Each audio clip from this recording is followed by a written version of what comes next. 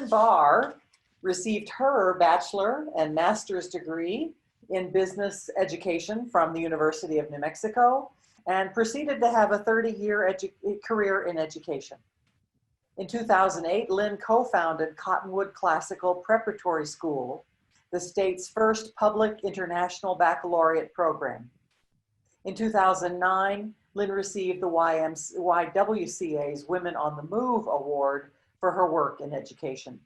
In 2015, U.S. News and World Report ranks Cottonwood Classic as the 76th best public high school in the United States, the 20th best charter school in the United States, and the #1 public high school in New Mexico.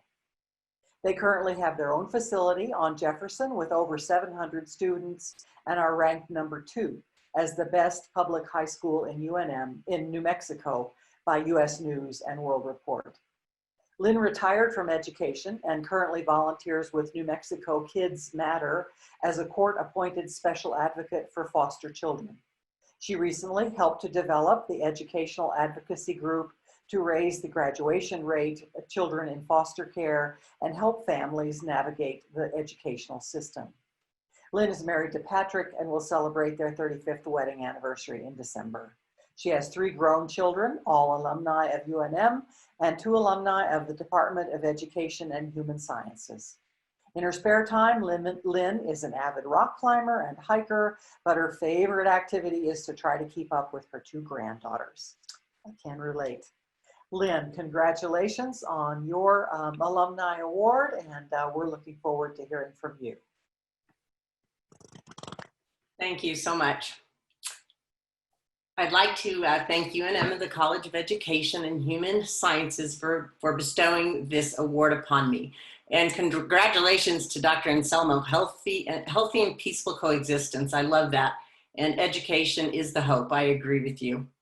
It's such an honor to receive this and revisit those successes. But as we know, successes are never yours alone. It takes a village. Typically, you think of that phrase as a partnership in youth.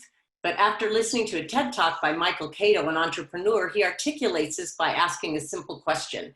Do you have a village? He says you need to surround yourself with people and create villages, and not only to help you in areas of growth, goals, and dreams, but also to weather storms.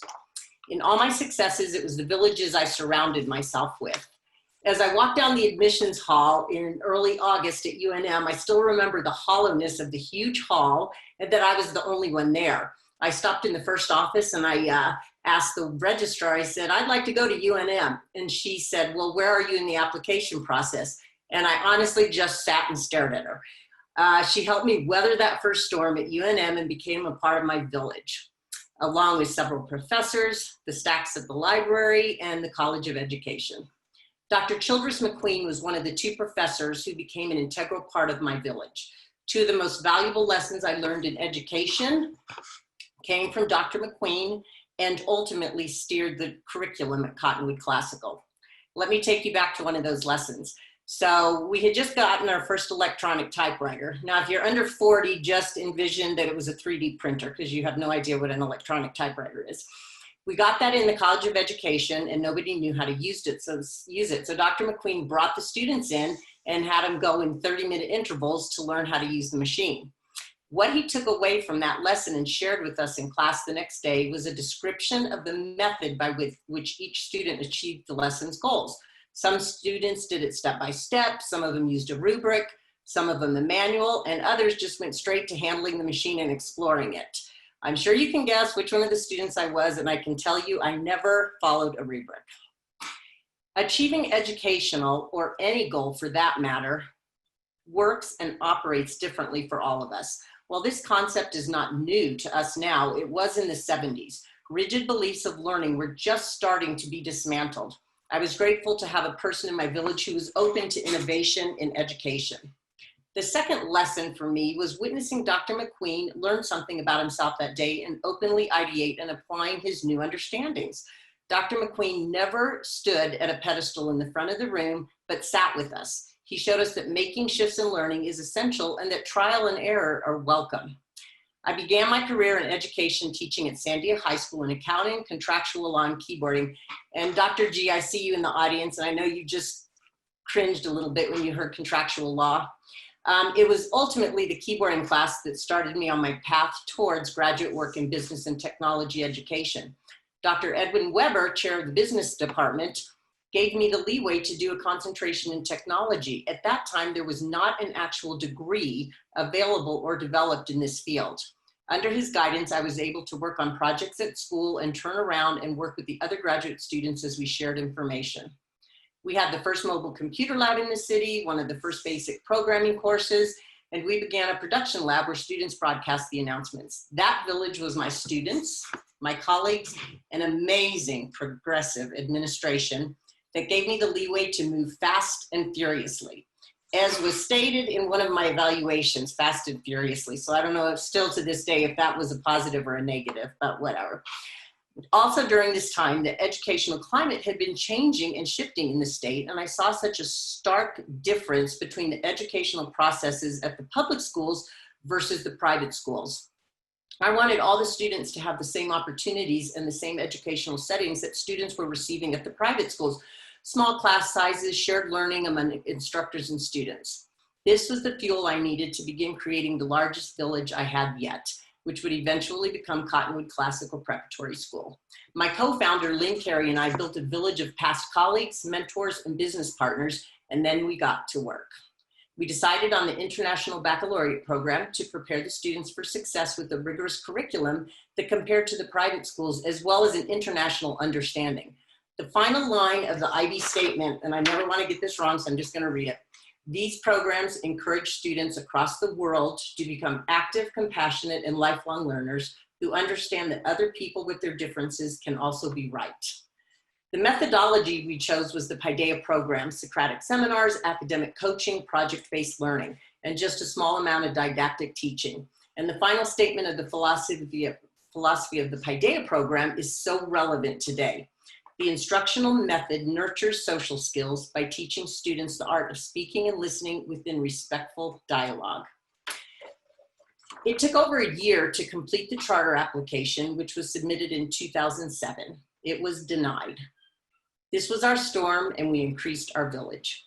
It took 2 submissions, a denial, an appeal, and finally approval. All of this effort brings us to where Cottonwood is today, one of the top schools in the state and nationally ranked as one of the top high schools and charter schools in the US.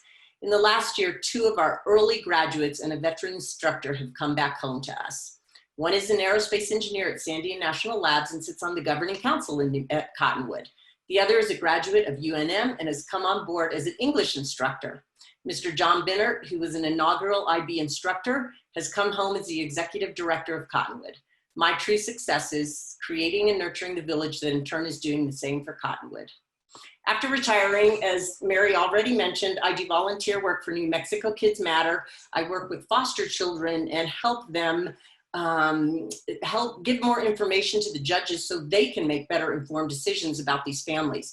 In doing some research, I found out that less than 5%, and you heard that right, 5% of foster children graduate from high school. So a group of us down at New Mexico Kids Matter put together an educational advisory committee where our mission and goal is to raise the graduation rate of foster children and also help families and students kind of navigate the systems. Then COVID hit. As we all work to navigate the new world and to do our best to maintain the progress we've made, despite the hardships of today, I encourage you to look to your village to help you weather this storm. So I would like to say a couple thank yous to some of my village members. Janet DeVesti, the Garcia clan, for the support and undying hard work. Pat Barr and my 3 children, Ashley, Sarah, and Kyle, for standing behind me and wondering where I was half the time. Susan Unser for her support of education in New Mexico. Barbara Blackwell, my administrator and mentor. Jackie Geertz for her tireless dedication at Cottonwood. Dr. Chad Redwing, our initial director at Cottonwood, and Denise Giannopoulos, CCPS's first governing council president. And my last thank you is to my mother, Dawn Chapsky, who is celebrating her 90th birthday this week, and she's in the audience. Thank you so much. Wonderful. Thank you so much, Lynn. I just appreciate that everybody is really keeping in mind what we're going through right now and offering us some hope for the future. And it will soon be in our rearview mirror. Thank you so much, Lynn, and congratulations. I was delighted to be able to award this award to another teacher because teaching is in my heart always.